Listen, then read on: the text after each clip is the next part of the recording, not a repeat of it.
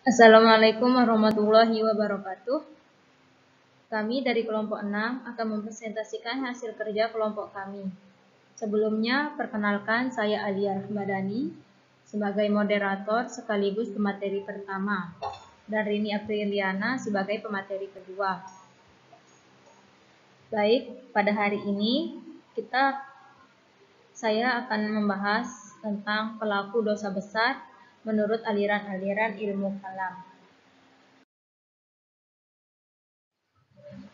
Pengertian dosa. Perkataan dosa berasal dari bahasa Sanskerta yang dalam bahasa Arabnya disebut al-zambu, al-ismu, atau al-jurmu. Menurut istilah ulama fuqaha, ahli hukum Islam, dosa adalah akibat tidak melaksanakan perintah Allah Subhanahu wa taala yang hukumnya wajib dan mengerjakan larangan Allah yang hukumnya haram. Ulama fuqaha sepakat bahwa dosa besar adalah dosa yang pelakunya diancam dengan hukuman dunia, azab di akhirat, dan dilaknat oleh Allah Subhanahu wa taala dan Rasulullah Shallallahu alaihi wasallam. Pelaku dosa besar menurut semua aliran dalam ilmu kalam. Yang pertama, menurut Khawarij tentang pelaku dosa besar. Ciri yang menonjol dari aliran Khawarij adalah watak ekstremitas dalam memutuskan persoalan-persoalan kalam. Kaum Khawarij umumnya terdiri dari orang-orang Arab Badawi.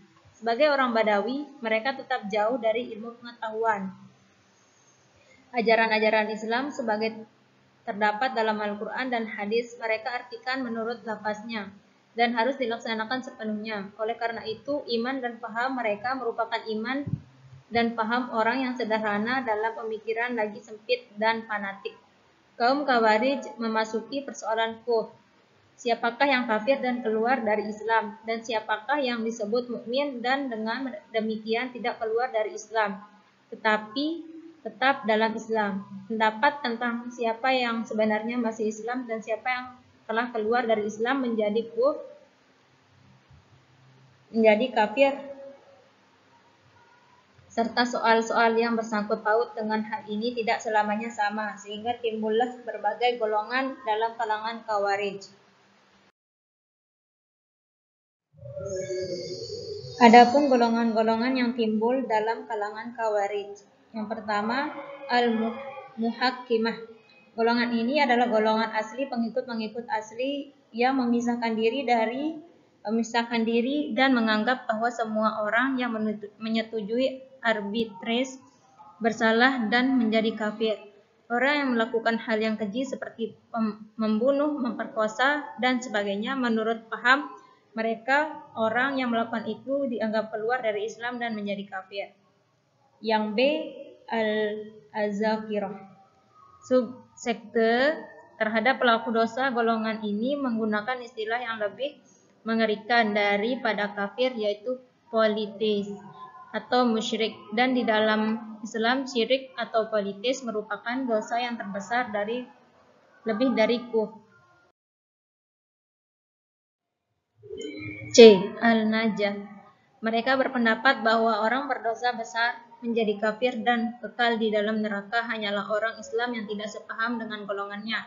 Adapun pengikutnya, jika mengerjakan dosa besar tetap mendapatkan siksaan di neraka, tetapi pada akhirnya akan masuk surga juga. Dosa kecil baginya akan menjadi dosa besar kalau dikerjakan terus-menerus, dan yang mengerjakannya sendiri menjadi musyrik.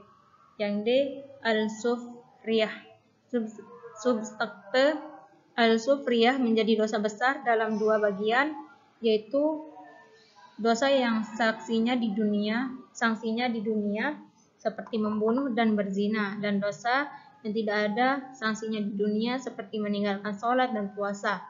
Orang yang berbuat dosa kategori pertama tidak dipandang kafir, sedangkan orang yang melaksanakan dosa kategori kedua dipandang kafir.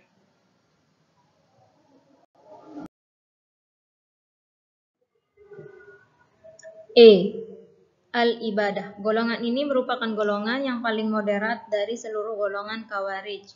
Menurut mereka, orang Islam yang tidak sepaham dengan mereka bukanlah mukmin dan bukanlah musyrik, tetapi kafir. Sedangkan orang Islam yang berbuat dosa besar adalah muwahhid, yang mengesahkan Tuhan tetapi bukan mukmin, dan walaupun kafir hanya merupakan kafir al-nimah dan bukan kafir al-millah, yaitu kafir agama. Dengan kata lain, mengerjakan dosa besar tidak membuat orang keluar dari agama Islam. 2. Menurut Murji'ah tentang pelaku dosa besar. Pandangan aliran Murji'ah tentang status pelaku dosa besar dapat ditelusuri dari definisi iman yang dirumuskan oleh mereka. Persoalan dosa besar yang ditimbulkan kaum Khawarij mau tidak mau menjadi bahan perhatian dan pembahasan pula bagi mereka. Kalau kaum Khawarij menjatuhkan hukum kafir bagi orang berbuat dosa besar, kaum Murji'ah menjatuhkan hukum mukmin bagi orang yang serupa itu. Pada umumnya, kaum Murji'ah dapat dibagi dalam dua golongan besar, golongan moderat dan golongan ekstrim. 3. Menurut Mu'tazilah tentang pelaku dosa besar. Kemunculan aliran Mu'tazilah dalam pemikiran teologi Islam diawali oleh masalah yang hampir sama dengan Khawarij dan Murji'ah, yaitu mengenai status dosa besar, apakah masih beriman atau tidak menjadi kafir. Setiap pelaku dosa besar menurut Mu'tazilah berada di posisi tengah di antara posisi mukmin dan kafir. Posisi menengah bagi berbuat dosa besar juga erat hubungannya dengan keadilan Tuhan. Pembuat dosa besar bukanlah kafir karena ia masih percaya kepada Tuhan Nabi Muhammad, tetapi bukanlah mukmin karena imannya tidak lagi sempurna. Karena bukan mukmin, ia tidak dapat masuk surga, dan karena bukan kafir pula, ia sebenarnya tidak mesti masuk neraka. Ia seharusnya ditempatkan di luar surga dan di luar neraka. Dosa besar menurut pandangan Mu'tazilah adalah segala perbuatan yang ancamannya disebutkan secara tegas dalam nas. Sedangkan dosa besar adalah sebaliknya, yaitu segala ketidakpatuhan yang ancamannya tidak tegas dalam nas. 4. Menurut Asy-Syariah tentang pelaku dosa besar. Terhadap pelaku dosa besar, agaknya Al-Asy'ari sebagai wakil Ahlul As-Sunnah tidak mengkafirkan orang-orang yang sujud ke Baitullah Al-Qiblah walaupun melakukan dosa besar seperti berzina dan mencuri. Menurutnya mereka masih tetap sebagai orang yang beriman dengan keimanan yang mereka miliki, sekalipun berbuat dosa besar. Akan tetapi jika dosa besar itu dilakukan dengan anggapan bahwa hal itu dibolehkan, halal, dan tidak meyakini keharamannya, ia dipandang telah kafir. Apapun balasan di akhirat kelak bagi pelaku dosa besar apabila ia meninggal dan tidak sempat bertobat, maka menurut Al-Asy'ari hal itu bergantung pada kebijakan Tuhan yang maha berkehendak mutlak. Tuhan dapat saja mengampuni dosanya, atau pelaku dosa besar itu mendapatkan syafaat Nabi Sallallahu Alaihi Wasallam sehingga terbatas dari siksaan neraka, atau sebalikannya, yaitu Tuhan memberikan siksaan neraka sesuai dengan ukuran dosa yang dilakukannya. Meskipun begitu, ia tidak akan kekal di neraka seperti orang-orang kafir. Setelah penyiksaan terhadap dirinya selesai, ia akan dimasukkan ke dalam surga.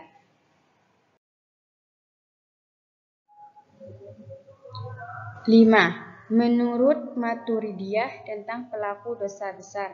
Mengenai soal dosa besar, Al-Maturidi sepaham dengan Al-Asy'ari, yaitu bahwa orang berdosa besar masih tetap mukmin, dan soal dosa besarnya akan ditentukan Tuhan kelak di akhirat.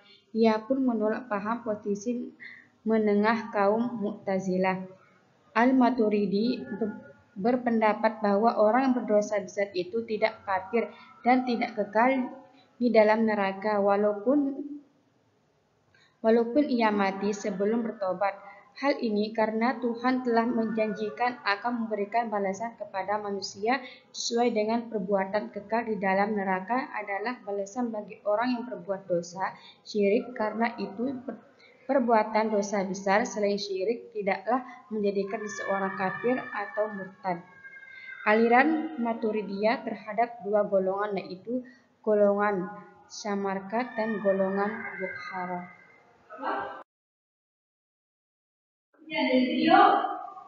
6. Menurut Syiah Zaidiyah tentang pelaku dosa besar. Penganut Syiah Zaidiyah percaya bahwa orang yang melakukan dosa besar akan kekal dalam neraka jika dia belum tobat dengan tobat yang sesungguhnya. Dalam hal ini, Syiah Zaidiyah memang dekat dengan Mu'tazilah. Ini bukan aneh mengingat Wasil bin Athas, salah seorang pemimpin Mu'tazilah, maupun hubungan dekat dengan Zaid. Mojan Momen bahkan mengatakan bahwa Zaid pernah belajar kepada Wasil bin Athas. Selain itu, secara etis mereka boleh dikatakan anti Mu'tazilah. Cuma itu saya sudah sampaikan dari kelompok kami. Wassalamualaikum warahmatullahi wabarakatuh.